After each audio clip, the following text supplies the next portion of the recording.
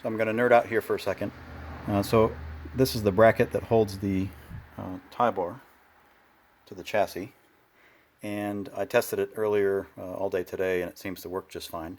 So I went ahead and made a little modification to it just to make it really easy to install. So I started off with just this large center hole, which essentially sandwiches on this between a nut and this suspension bolt, which there's extra thread on.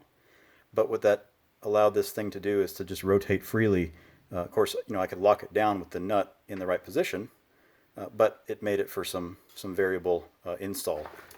So what I did is I leveraged this factory hole in the chassis there.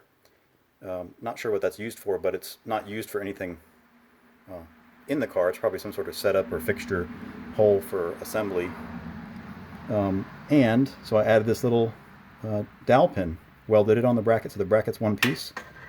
So it slips over the nut or the bolt and rotates and sits in the hole there. So now I will be able to mount that bracket the same position every single time.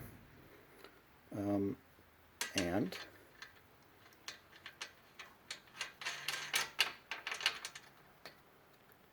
there we go. Solid mount.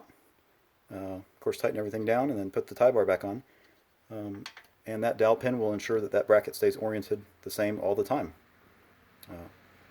I definitely didn't need to do that, but these things are fun to me. So, woohoo, it works.